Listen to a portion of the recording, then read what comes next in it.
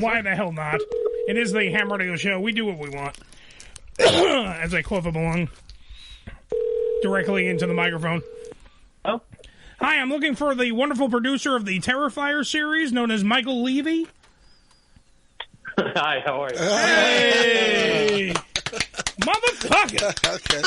This man right here, Terrifier, if you don't know what the hell we're talking about, by the way. I'm scared already. Look directly at the ham cam. I got a picture of Art the Clown right there, up there as we speak. The start of an empire. Start of an empire. I'm telling you right now. Mike, we have so many goddamn questions for you. It's ridiculous. Wow. All right, so. Awesome. I can't wait. We want to debunk some stuff, but I want to make sure. See, you're from the horse's mouth. I'm going to get it first. Congratulations. That's where I'm going. That's exactly what I'm going. Congratulations, by the way, on building horror's new franchise. Yes, sir. The franchise player known as Art the Clown, by the way.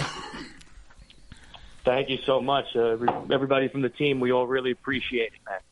Absolutely, because you have now created the new Michael Myers, the new Jason Voorhees, the new Freddy Krueger, added to the Mount Rushmore. He's climbing up Mount Rushmore as we speak. The one and only Art the Clown. Should have made it Uncle Eddie. Well, we'll get to me in a minute, Joe. Just as bad as Art the Clown. I'm not, but I'm a little less horrifying. Just a little less horrifying. You're a little better looking too. Because when you watch these movies, Joe, when you see these movies, when you see Terrifier, Terrifier 2, sure. All Hallows Eve, and everything. By the way, Art the Clown, one of the creepiest motherfuckers. He does not speak. Mm-hmm. So Art is just a simple black and white comic clown that also dismembers people, but he doesn't speak. It's like if Harpo Marx had a chainsaw. That's what this guy is. And it's good stuff right there. You gotta worry about you can sneak up on anybody. Damn right. Now, all right, so let me get into the debunking something here. Was the budget $250,000? Yes, that is correct. All right. It was $250,000. Amazing. $250,000, and now you are at over $8 million in box office returns. Am I correct? Yep, that is the same numbers that I have so far. That is fucking amazing. So everybody's paid off. Yeah, everybody. You have enough money to play around. Make the next film. You know, it was all about making sure you get the people who believe in you, your investors, and everybody that came and worked and getting them their money back. And, and we're really happy that everyone's responded to this in the way that they have. And this film has really taken off. It's so humbling and so surreal, to be honest. Terrific. Excuse me, Mike. I was drinking water because I had a cough and I didn't want to fuck up the interview. But let me ask you directly, did you ever even perceive that this was going to be as big as I know you thought in your heart of hearts when making it. You had the Indiegogo campaign, the Terrifier, the first one, amazing reviews. People loved it. They said it was the new freaking genre, the new guy, that. Back when you had him running around terrorizing the people on Staten Island. Yeah, we'll get to that in a minute too. I have to bring up the Staten Island Clown in a minute. Great promotional. But when you were in the very beginning stages of this, did you think it was ever going to be as big as it is now, or is this beyond your wildest imagination? Like I said, like you said, we knew we had something special, and I'd be lying to you if I didn't say that. We knew we had something really cool, really fun. But no, you can never predict this. You can never expect this thing to take off the way it did and as fast as it did and go really mainstream, as soon as it came out. You hope this could happen. This is like the indie dream. This is the filmmaker dream. But absolutely. Again, how could you ever predict on a $250,000 budget, low budget movie, probably 9 or 10 core people making this, that this thing is going to go and be in the same theaters at the same time as like a Halloween Ends, Yeah, sure. And it is beyond crazy because when you look at the publicity that you have gotten, Entertainment Weekly has interviewed people, there are countless different publications. I mean, now you're slumming being on this show, but radio shows. You were on Jim and Shelley, Q1043, New York's Classic Rock. I used to work there and best friends with all those people. So to see the publicity that you got from this show is crazy. And then Billy was talking about before, because I do have to let you in on this. When you guys, the Fuzz on the Lens Productions guys, started doing this kind of campaign on Staten Island with the Staten Island Clown, you recall this, right? Okay. So, if anyone doesn't know what the fuck we're talking about, there was a clown that was just seen on Staten Island. The clown didn't do anything. Nope. The clown would just walk around and look menacing all over Staten Island, and people would report about it. Perceived to be menacing. No, look. I said looked menacing. That's it. That's all it was. He didn't fuck with anybody. He just had a balloon. He was creepy as fuck. The whole 9 yards. If you have any form of clown phobia, all right, you're going to shit your pants when you see this guy. Now, it went viral. Literally, footage of this stuff was on every goddamn news media outlet that you can think of was reporting about the Staten Island clown because no one had any idea where this was coming from. And I have to say, when it came out that it was from you guys, I will freely admit this. Joe already knows. Billy and Ricky know. I was jealous as fuck. Oh, yeah. I'm not going to lie. I was jealous as fuck because I'm like, what the fuck? Why are these guys getting pressed? Because I saw you guys were on Elvis Duran. Yeah. You guys were doing the morning show, all this stuff. And it was weird. Yeah. Go ahead. You can say, what do you got? Yeah, I was saying it was just really surreal and really crazy. And again, that moment, I think, really prepared us in a way for what happened here with Terrifier 2, because it's the same kind of concept. It went viral. And when something goes viral, it just kind of explodes and it goes exponentially around the world. And I never realized what viral really meant until it happened. You know, once it just took off, it just keeps, steamrolling. And it's almost like that snowball going down the mountain.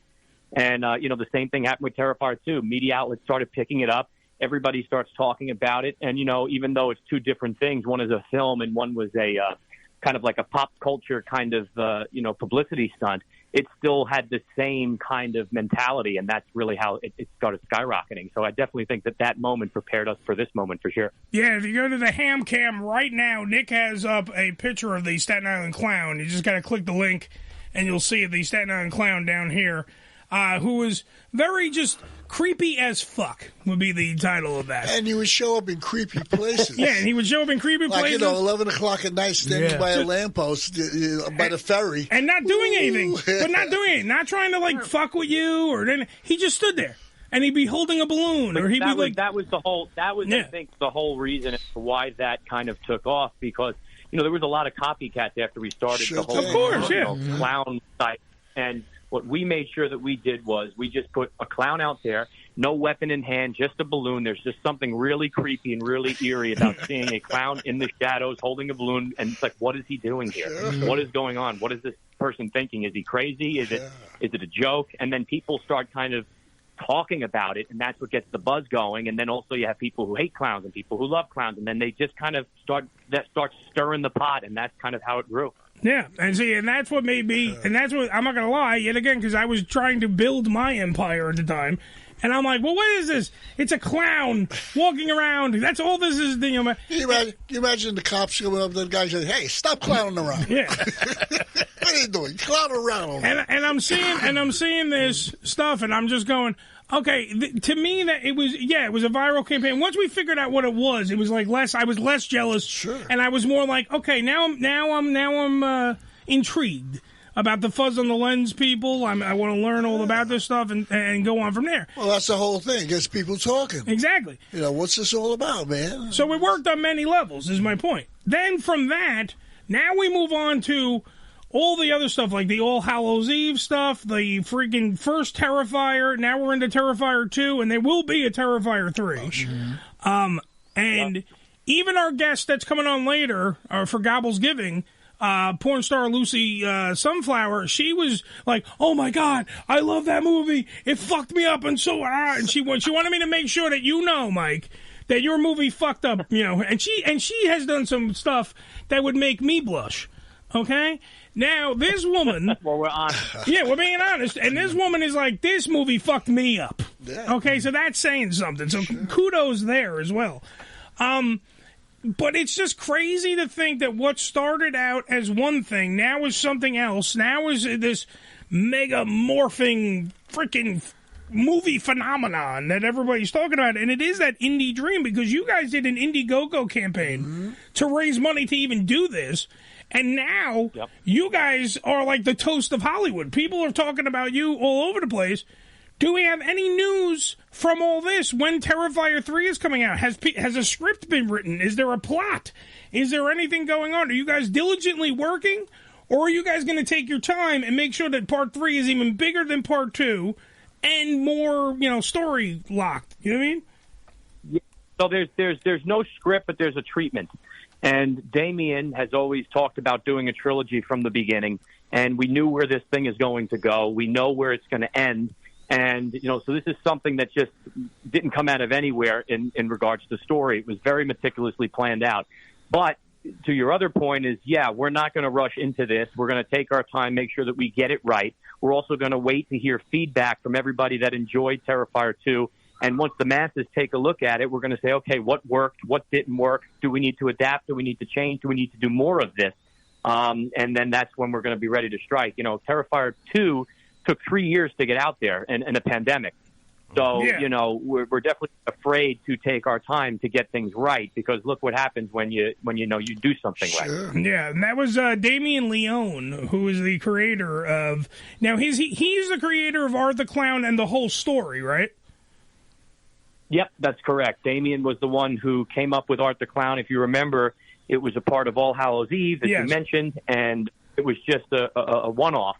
And people started connecting with this clown, saying, you really got something there. There's something really creepy about this clown.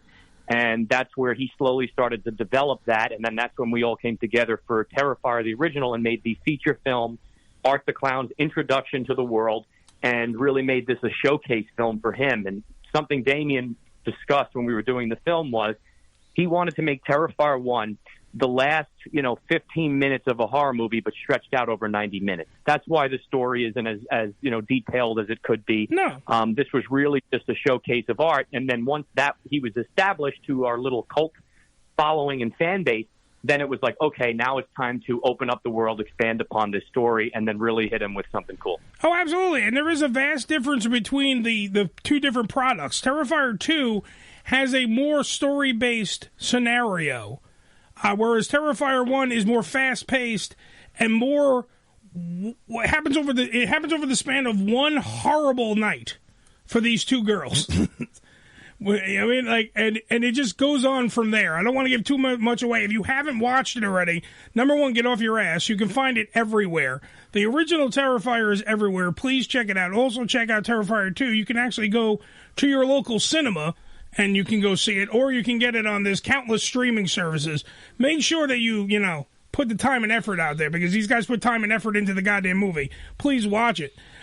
This is also the point of the program, Mike, where I beg you, since you're a Staten Islander and I'm a Staten Islander, and we have a whole room of Staten Islanders here, I would like to be in Terrifier 3. There you go. All right, I love Staten Island. It's all about the community. You're damn right. I mean, listen, that's what it's all about. We shot a lot of the movie Terrifier in Staten Island, all over. So, you being a Staten Islander, I'm sure you've seen a lot of the locations, a lot of the spots.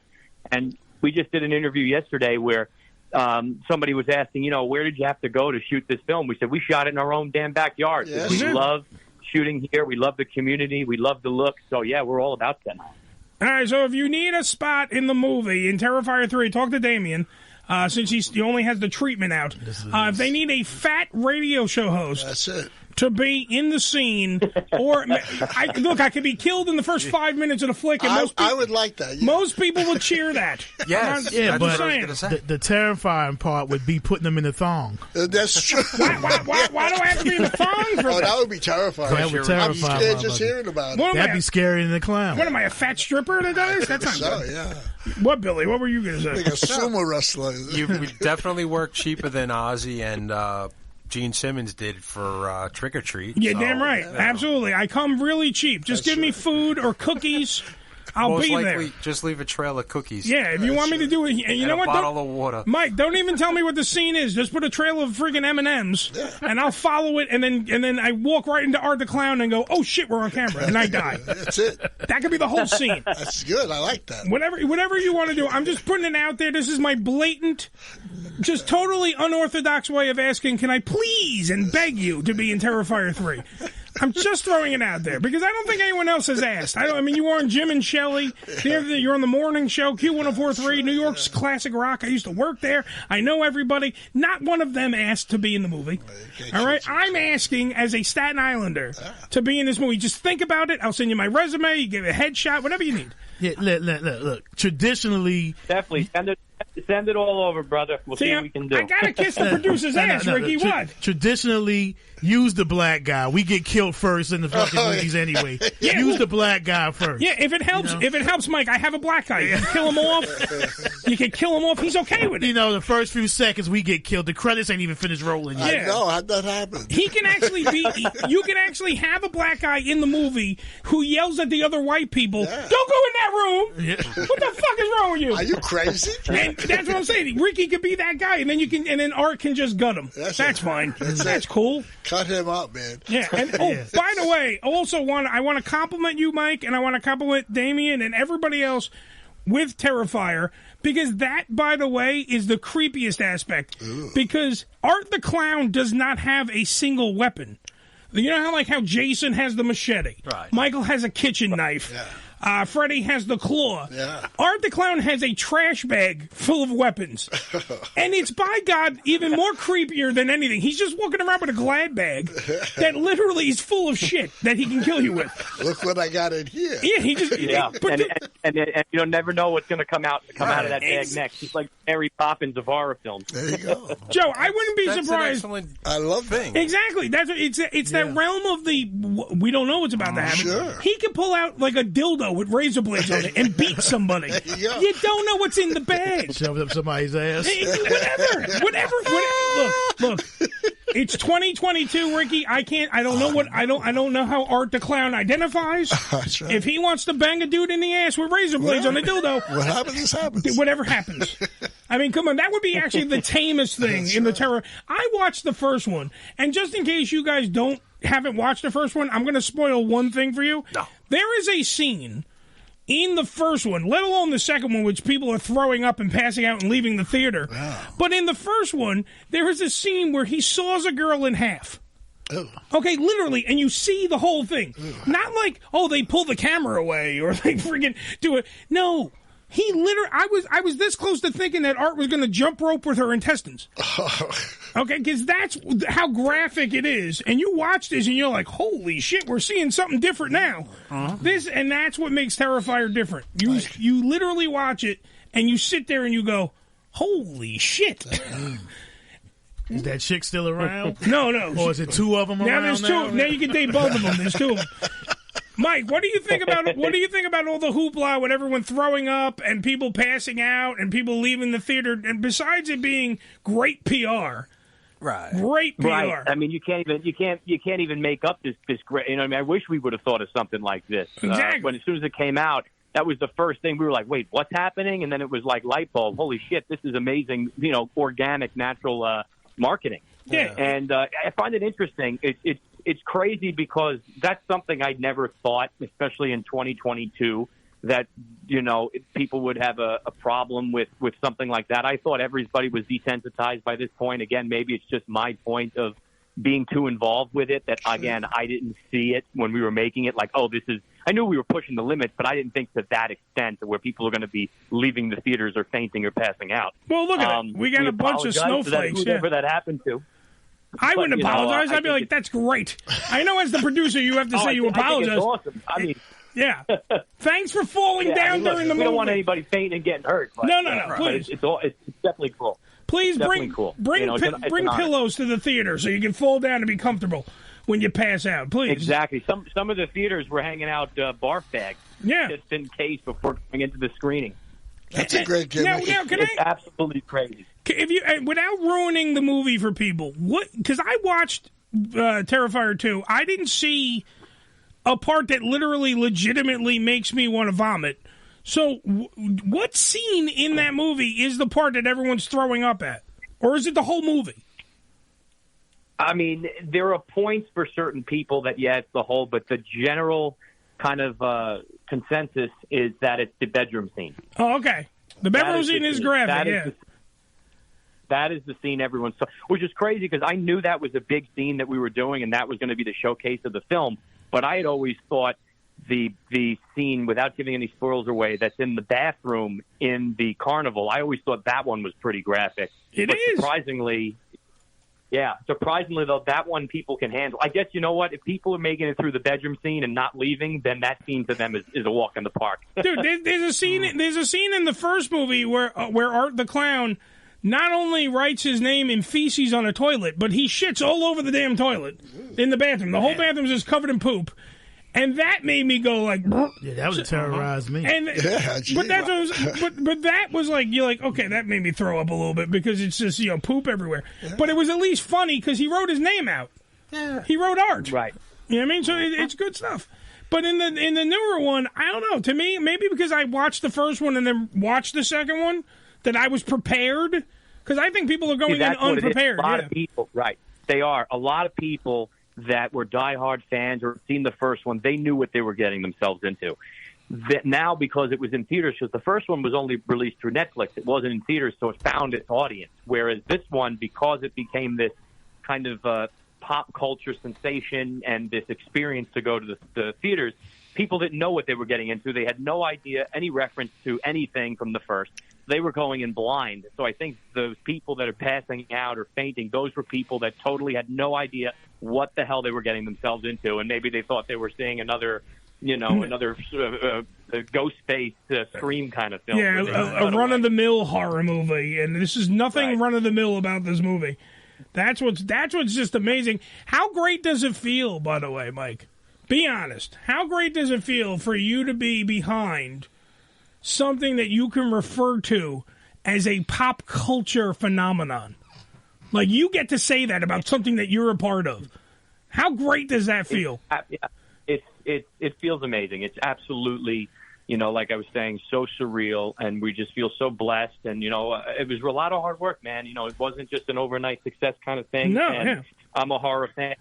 And I'm a movie fan, and, just to see that, wow, we pulled it off, and, we did something right, and it kind of broke through where, again, it's tough. You know how it is. These indie films, man, you work on them, and some of them are really cool, and they just never pop. Right. And, it's just is one of the most amazing and most surreal things in the entire, world that has ever happened to me. And I know all of us are just truly grateful and just excited for what's to come. And by the way, thank you for proving that a budget does not make a movie. A movie makes a movie. Oh, you're welcome. We're hoping this helps out the indie film world and everyone. If people are saying it could change the game, and I really hope so, because there's a lot of great talented filmmakers out there that don't get discovered because of this whole Hollywood controls the narrative with the budgets, and if you're not this level, then, I hate you're that. kind of garbage. Yep. And that's not true. So you get more creative when you don't have a budget. I truly believe that. Oh yeah, because you have to scrimp. You got to come up with something. You got to be inventive. You got to create. In this, in the second one, they blow up a fucking car. And they also don't have people on their back saying, "Well, what is this?" No, we don't like that. No, this is your. It's your project, the way you want it, how you want it, and how you want it done. And let's do it this way. And I told you, I said back, a few years ago, studio over our head, telling us what to do. I'm saying it again. I'm sorry. Yeah, we lost your mic for a second. What'd you say? Oh, I said, there's no studio, powerhouse over our head telling us what to do. We're just making it totally just exactly the way we want to make the film, what we think would be cool to see. And, this is unprecedented, too, in the fact that, it's bloody, it's gory and all that, but this is the first time that a film totally uncut, unrated, went to the theaters and has been in the top 10 of the box office. It's never been done. I mean, even if you look at Blair Witch Project and Paranormal Activity, which were two indie films that popped, those films weren't as graphic, weren't as gory. They were cut down, they were rated, and number one is the biggest thing was that they had a studio at the end before they went to theaters come in with a bunch of money thrown at them, and we were able to have an amazing marketing campaign. Yeah. We had zero marketing campaign. All we had was word of mouth and a good film. And that's why you guys are doing what you're doing and creating so many waves. Ricky, what did you want to say? And that's what I was saying. I'm glad you said that, because me and my brother used to try to do films some years ago, and I used to say all the time, like 25 years ago, I used to tell them all the time, listen, you don't need these big name actors. $20 million on budgets and stuff for one name act. You don't need all that. It's bullshit. Good movie, a good script and stuff can stand on its own. Exactly. Period. So I'm glad you said that, because they still think you need to get these butts in the seats. You got to have these top name actors and actresses, and it's just not the way anymore. No, it's not true. It's not the way. You paved a new way, bro. And Mike, another thing I need you to debunk, because I heard this through the rumor mill. Was there a movie company that first off came in and they offered you a shitload of money, right? And then they wanted they wanted to own Art the Clown, but they also wanted you to shoot the whole movie in 15 days. That is true. That is a true story. How is that possible? Yeah, a company came in. They were going to give a ton of money to do it. I mean, a hell of a lot more money than we shot the film for. And they wanted to basically own Art, own the franchise going forward. They wanted us to shoot it in like 30 days or 21 days or it was something crazy. That's ridiculous. And, we came to the point that, well, we're not going to get help from any of these studios, any of these companies. We're just going to have to do it ourselves, pick our pants up, and we got 10 people that we trust. Let's just rock and roll. Let's go do it. Well, see, this is why you need me on the cast of Terrifier 3, because I work for free. I love it. You're budget friendly. I'm very budget friendly. A ham sandwich with some potato chips. I'm not buffet friendly.